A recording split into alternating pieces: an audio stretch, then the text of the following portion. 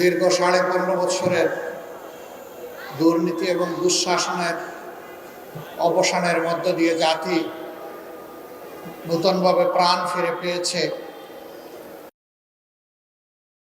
5ই August. এরপর থেকে দেশের মানুষ কিছুটা হলেও স্বস্তির নিঃশ্বাস ফেলতে পারছে।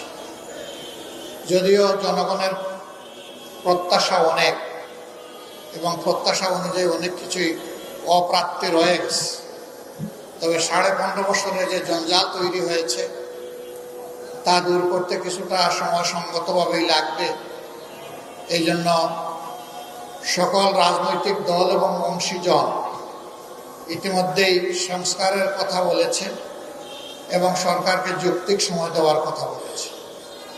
আমরা আশা করছি যৌক্তিক সময়ের ভিতরেই সরকার সংস্কারগুলো সম্পন্ন করে। নুরতাজে অর্ডার করে জিতে নিন গাড়ি, বাইক, আইফোন সহ কোটি টাকার পুরস্কার। অর্ডার করতে ভিজিট করুন nurtaj.com। একটি সুষ্ঠু গ্রহণযোগ্য নির্বাচনের দিকে দেশকে নিয়ে যাবে। স্বাধীনতার পর এক এক করে 53 বছর গিয়েছে। বহু জাতির ঘুরে দাঁড়াতে 2, 4, 5 বছর লেগেছে। আমরা অর্ধ শতাব্দীতেও সেভাবে কোমর সোজা করে ঘুরে দাঁড়াতে পারি না পারার কারণটাও একেবারেই স্পষ্ট।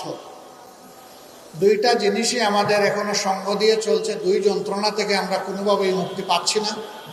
একটা দুঃশাসন, আরেকটা হচ্ছে দুর্নীতি। আবার একটা আরেকটার সম্পূরক। দুর্নীতি করতে হলে দুঃশাসন চালাইতে হয়, আর দুঃশাসন যেখানে থাকে সেখানে দুর্নীতি অবাধ হয়। এই দুইটা কেউ কাউকে বাংলাদেশের 53 বছরে ছাড় দেয়নি, সঙ্গী হয়ে আছে। যারা ক্ষমতায় গিয়েছেন, যাওয়ার আগে জনগণকে তাদের অনেক ভালো চিন্তার কথা, পরিকল্পনার কথা তাদের ইশতেহারে তুলে ধরেছেন, বক্তব্যে তুলে ধরেছেন। কিন্তু সেই সমস্ত বক্তব্যের যথার্থতা এবং বাস্তবায়ন খুব কমই জনগণ খুঁজে পেয়েছে। বরঞ্চ দেশকে তিলে তিলে দুর্নীতির মহাসাগরে ডুবিয়ে দেওয়া হয়েছে। বিগত সরকারের সময় এটা ভয়াবহ রূপ ধারণ করেছিল, যার করাল গ্রাসে গোটা বাংলাদেশ, আর জনগণ হয়েছিল সবাই তার পথের শিকার। যার কারণে জুলাই মাসের 1 তারিখ থেকে 36 জুলাই গোটা হয়ে যেটাকে, অর্থাৎ 5ই আগস্ট পর্যন্ত এদেশের আপামর জনগণ, শিশু, নারী পুরুষ, আবাল বৃদ্ধ বনিতা সকলে রাস্তায় নেমে এসেছে। কারণ সবাই ছিল ভুক্তভোগী, সবাই ছিল মজলুম, মুষ্টিমেয় কিছু মানুষ ছাড়া। যারা আপামর জনগণকে কষ্ট দিয়েছে, নির্যাতন করেছে, জুলুম করেছে, খুন করেছে, গুম করেছে, সম্পদ লুণ্ঠন করে নিজেদের কপাল গড়েছে, বিদেশের মাটিতে পাচার করেছে এবং মানুষকে জেল জুলুম অত্যাচারে একদম জর্জরিত করে তুলেছিল। শুধু খুন করে নাই, তারা অসংখ্য মানুষকে জীবনের করে পঙ্গু করে দিয়েছে।